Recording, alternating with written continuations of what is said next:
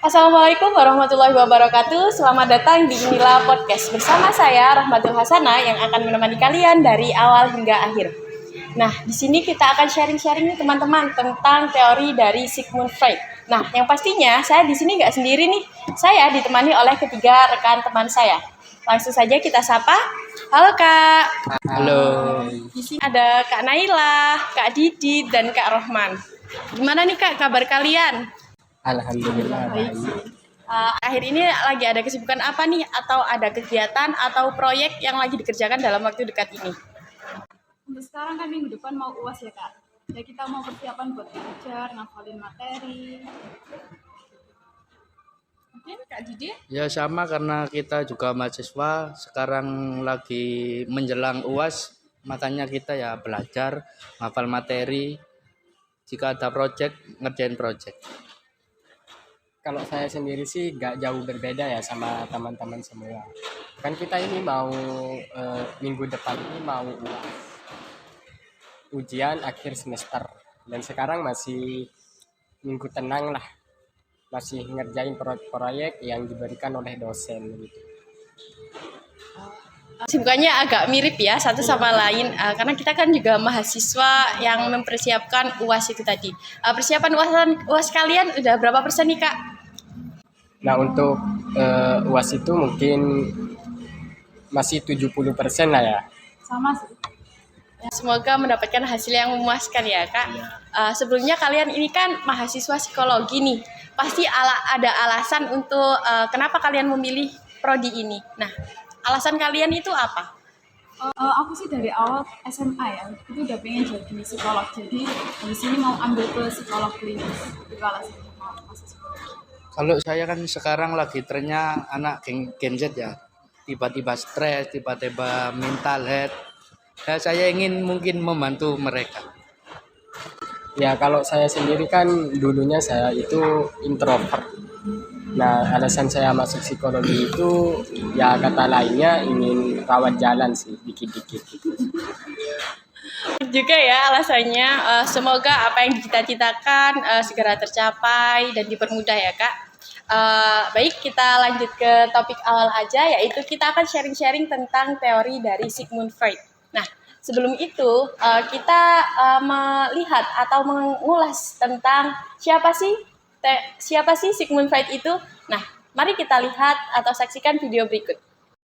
Sigmund Freud bisa dikatakan sebagai salah satu psikolog yang paling berpengaruh terhadap perkembangan psikologi. Siapa sih Sigmund Freud itu? Sigmund Freud lahir pada tanggal 6 Mei pada tahun 1856 di Republik Ceko. Setelah 4 tahun kelahirannya, ia pindah ke Vienna, Austria. Di sanalah ia akan menghabiskan hidupnya, terutama dalam mengembangkan keilmuan psikologi. Meskipun sih katanya si Freud itu gak suka sama kota tersebut. Nah, Freud adalah siswa yang berprestasi di sekolah sejak kecil, dan dia sangat passionate terhadap riset neuropsychology. Tapi karena Freud adalah seorang Yahudi, kondisi sosial politik di Vienna hanya memungkinkan Freud untuk masuk kuliah di jurusan hukum atau kedokteran. Nah, karena itulah, alih-alih menjadi researcher di bidang neuroscience, Freud akhirnya memilih jurusan kedokteran. Tapi pada akhirnya sih, Freud emang tetap bisa mengejar passionnya di neurologi. Nah, disinilah terjadi kejadian penting, yaitu ketika Freud bertemu Joseph Breuer. Joseph Breuer adalah seseorang yang sedang menangani pasien histeria, yaitu Anna O. Anna O mengalami banyak sekali gejala, bahkan sampai kakinya lumpuh. Menariknya, ketika Anna O diinstruksikan untuk menceritakan pengalaman masa kecil bersama ayahnya, Anna O tiba-tiba sembuh. Ya, disinilah awal penemuan talking cure, bahwa bercerita saja ternyata bisa berdampak besar terhadap penanganan gangguan mental. Sejak bercerita tentang masa kecilnya, akhirnya Anna O bisa sembuh total. Sejak saat itu, Freud pun kembali ke Vienna dan melakukan praktik di sana untuk mengobati pasien yang terkena histeria. Tapi Freud pun mencoba hal lain juga, yaitu menyuruh pasiennya untuk duduk rileks, sambil mengatakan apapun yang ada di pikiran mereka. Dengan melakukan itu, Freud percaya bahwa ia akan bisa menganalisis apa yang ada di alam bawah sadar pasiennya. Karena menurut Freud, alam bawah sadar manusia adalah kunci dari semua perilaku manusia dan gangguan mental yang manusia alami. Nah, karena teorinya secara umum bertujuan untuk menganalisis alam bawah sadar manusia, akhirnya teori yang ia ciptakan ini dinamakan sebagai psychoanalysis. Dan teori ini akan menjadi salah satu teori besar yang terus digunakan oleh berbagai psikolog sampai dengan sekarang. Dari akar teori tersebut, yaitu psikoanalisis, Freud pun membangun teori-teori tentang manusia. Freud percaya bahwa unconsciousness atau alam bawah sadar itu sangat berpengaruh terhadap perilaku manusia. Bahwa seks itu adalah akar dari perilaku manusia. Bahwa kepribadian manusia itu sebetulnya dinamis dan terdiri bukan hanya dari satu entitas saja, tapi dari 3 entitas, id, ego, dan superego. Dan bahwa pengalaman masa kecil itu akan memengaruhi gangguan yang kita alami saat kita dewasa. Nah, kalian udah tahu kan siapa Sigmund Freud itu? Nah, selanjutnya saya akan sharing-sharing bersama teman-teman saya.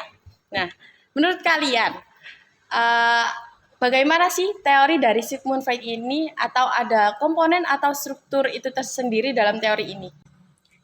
Ya, kalau membicarakan teorinya Sigmund Freud ya tidak jauh dari struktur kepribadian. Yang dimana struktur kepribadian ini ada 3 rangkaian. Yang pertama itu ada id, ada ego, ada superego begitu. Nah, saya akan membahas ketiga komponen itu dengan cara menganalogikan biar jelas lah ya. Iya. Eh, Pernah gak teman-teman semua ini menyaksikan atau menonton film kartun yang ada malaikat putih, yang ada malaikat merahnya gitu. Pernah. Pernah. Nah, di sini saya akan menganalogikan malaikat merah sebagai id dan malaikat putih sebagai superego dan ego sebagai dirinya sendiri. Yang bisa disebut ego itu penyeimbang dari id dan superego. Nah, pada suatu hari, anggaplah ya namanya Budi. Budi ini selesai istirahat ingin masuk ke ruangan kelasnya. Dan kebetulan perut Budi ini merasa lapar gitu. Dan di dalam kelas itu ada suatu makanan dan kebetulan tidak ada orang. Nah, Budi masuk terus muncullah It ini sebagai malaikat merah.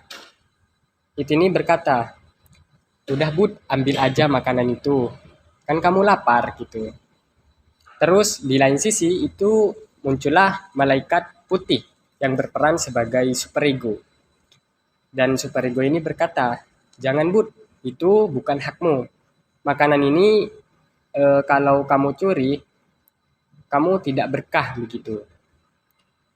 Dan peran ego di sini menjadi penyeimbang atau budinya sendiri, di mana ego ini akan menyelesaikan antara tuntutan id dan tuntutan superego ini. Dengan apa caranya? Yaitu dengan meminta makanan tersebut kepada orangnya.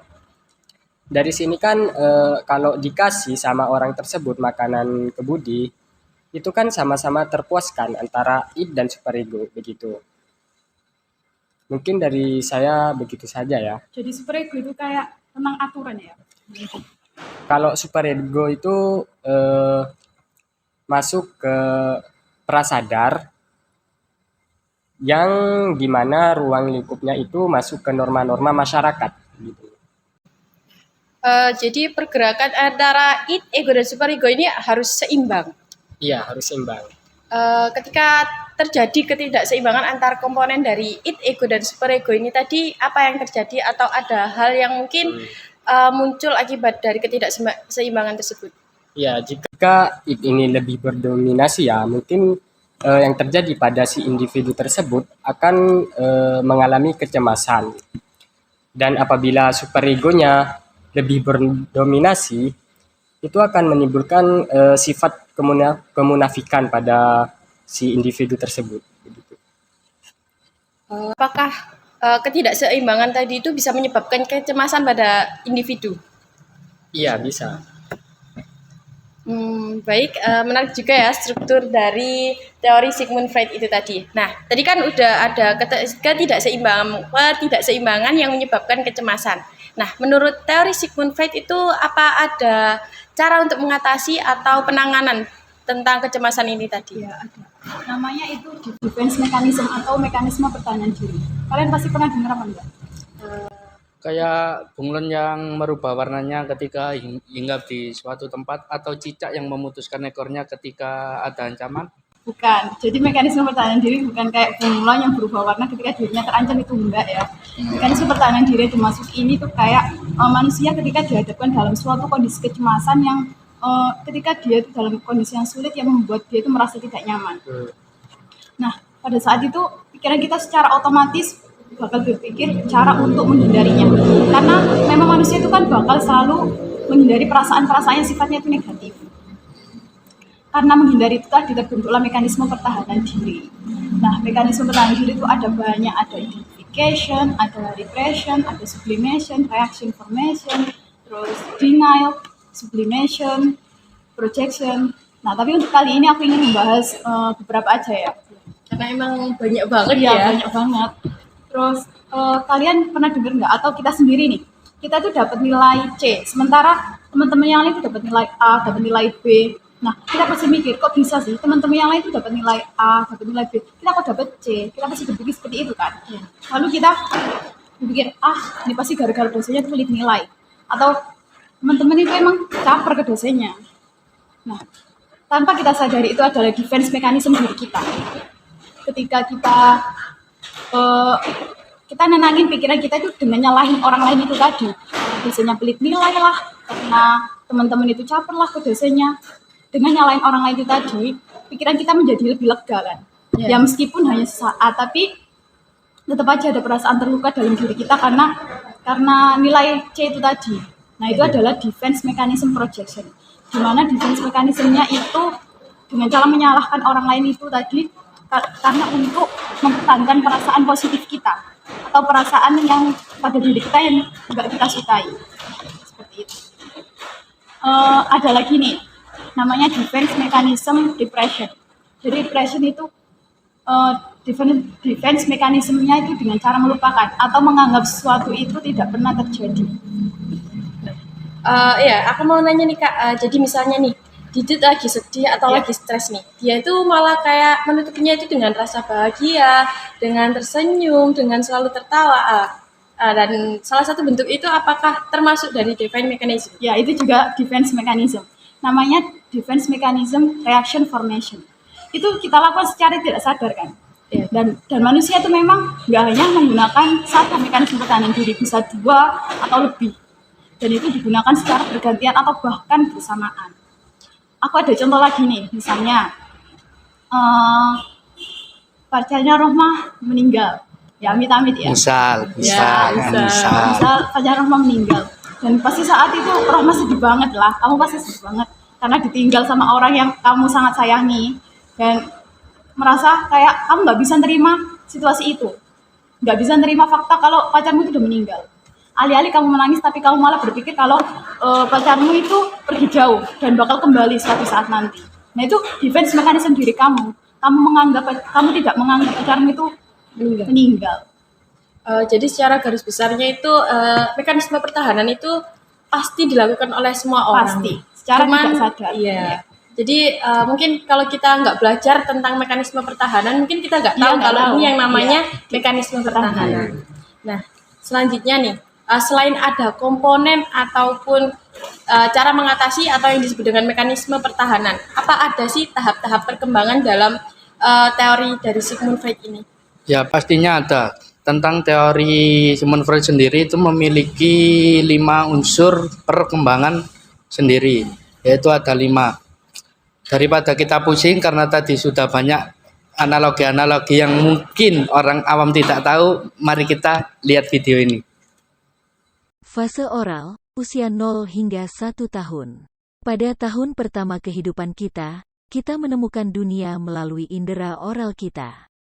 Kesenangan utama kita berasal dari menghisap payudara ibu atau botol.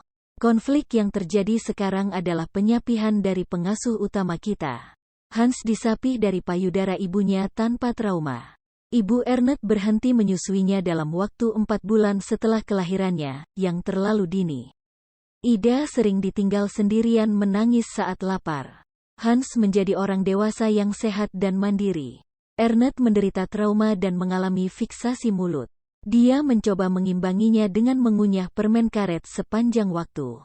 Ida menghabiskan seluruh hidupnya untuk mencari stimulasi oral yang tidak ia dapatkan saat bayi dan karena itu ia mengembangkan kepribadian yang manipulatif dan adik. Fase A sama dengan anal, usia 1 hingga 3 tahun. Fokus utama dari libido kita pada usia ini adalah kontrol kandung kemih dan buang air besar. Kita harus belajar cara menggunakan toilet. Orang tua Han memuji usahanya untuk menggunakan toilet dan mendorongnya untuk belajar dengan kecepatannya sendiri. Orang tua Ernest memaksa pelatihan toilet terlalu dini dan menghukumnya jika melakukan kesalahan.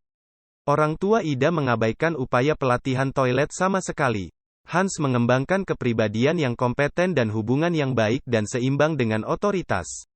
Ernest mengembangkan kepribadian yang anal retentif. Dia menjadi orang dewasa yang terlalu mengontrol dan pelit dengan rasa jijik terhadap tubuhnya sendiri dan kecenderungan untuk mematuhi otoritas. Ida mengembangkan kepribadian ekspulsif anal. Ia menjadi berantakan, tidak terorganisir, tidak peduli dengan perasaan orang lain, dan memberontak terhadap otoritas. Fase valis, kelamin, usia 3-6 tahun. Libido kita sekarang beralih ke alat kelamin saat kita menemukan perbedaan antara jenis kelamin perempuan dan laki-laki. Konflik anak laki-laki pada fase ini terjadi sebagai persaingan dengan ayah mereka, yang juga disebut Oedipus kompleks. Ernest dan Hans ingin memiliki ibu mereka dan berfantasi untuk menyingkirkan ayah mereka, tetapi mereka tahu bahwa ayah mereka lebih kuat dan takut dihukum karena keinginan mereka. Fred menyebutnya kecemasan pengebirian. Ida mengalami kecemburuan penis. Dia percaya bahwa penis adalah kunci kekuasaan dan dominasi dan juga menginginkannya. Ayah Han sangat hadir selama fase itu. Kemudian, Hans menyelesaikan konflik ini dengan mengidentifikasikan diri dengannya. Dia belajar untuk mengambil peran sebagai laki-laki. Sebagai orang dewasa, dia menghormati kedua jenis kelamin. Ernest, yang ayahnya tidak hadir selama fase tersebut, gagal mengembangkan rasa kedewasaan yang kuat. Dia memiliki fiksasi ibu dan tidak yakin dengan seksualitasnya. Dia juga cenderung agresif terhadap wanita dan selalu ingin bersaing dengan pria lain. Ida, seperti semua wanita, mempertahankan kecemburuan penisnya selama sisa hidupnya yang dalam kasusnya menyebabkan rasa rendah diri terhadap pria memberontak terhadap otoritas. Fase laten, usia 7 hingga 13 tahun. Pada fase ini, libido kita ditekan karena energi seksual kita disublimasikan untuk mengembangkan keterampilan hidup. Superego kita menguat dan kita sangat mengidentifikasikan diri dengan nilai-nilai sosial, pahlawan sesama jenis, dan teman-teman. Hans mengikuti banyak hobi. Ernest senang belajar di sekolah, dan Ida memiliki banyak teman perempuan. Tidak ada konflik yang nyata pada fase ini. Ketiganya mendapat manfaat sepanjang hidup mereka dari keterampilan yang mereka kembangkan selama masa laten terhadap otoritas. Fase genital, pubertas hingga kematian. Begitu kita mencapai pubertas, libido kita mulai aktif kembali dan kita mengembangkan ketertarikan pada pasangan seksual. Hans, Ida dan Ernest menghadapi tantangan untuk menyeimbangkan hasrat seksual id dan kebutuhan superego untuk mematuhi norma-norma sosial. Perkembangan ego yang kuat membantu menemukan kompromi di antara keduanya. Hans, yang mengalami masa kecil tanpa banyak trauma, berhasil membangun ego yang kuat. Dia disiplin dalam bekerja, memiliki hubungan yang penuh kasih sayang, dan kehidupan seks yang memuaskan. Ego Ernest lebih lemah daripada superegonya, ia mematuhi norma dan otoritas dan akibatnya menekan keinginannya yang mengarah pada perkembangan penyimpangan. Ida memiliki ego yang lemah dan superego yang lemah. Kebutuhan seksualnya lebih penting daripada norma-norma sosial atau perasaan orang lain. Dia egois dan tidak merasa bersalah karena melanggar hukum atau menyakiti orang lain. Nah, teman-teman tadi udah gimana? Udah paham kan atau udah ada gambaran nih tentang teori dari Sigmund Freud. Nah, tadi dapat kita simpulkan nih bahwa teori Sigmund Freud ini tadi kan teori psikoanalisis. Nah, teori ini itu memandang kepribadian seseorang itu berdasarkan masa lalu. Jadi perilaku yang kita munculkan saat ini itu terjadi karena kejadian pada masa lalu. Nah, Tadi kan sudah dijelaskan nih sama Kak Rohman nih tentang struktur kepribadian, bahwa struktur itu terbagi menjadi 3. Ada id yang dilambangkan sebagai malaikat merah, superego sebagai malaikat putih, dan ada ego sebagai diri sendiri untuk pengatur antara atau penyeimbang antara id dan superego. Nah, selanjutnya tadi kan ada cara mengatasi atau cara penanganan ketika manusia dihadapkan dengan kondisi yang membuat dia cemas, membuat dia sedih, membuat dia sulit, atau membuat dia menjadi tidak nyaman. Nah, secara otomatis tadi kan individu tadi mencari atau menghindari gimana ya. Nah, selanjutnya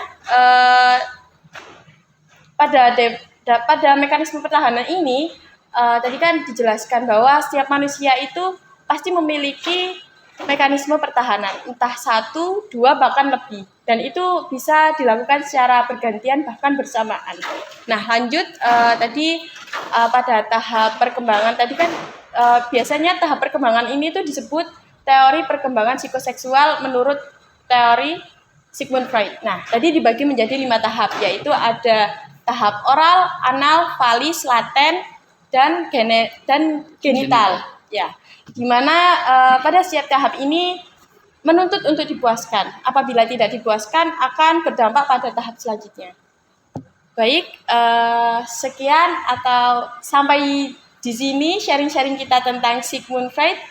Saya ucapkan terima kasih kepada teman-teman yang telah meluangkan waktunya di kala gempuran persiapan UAS ya. Iya.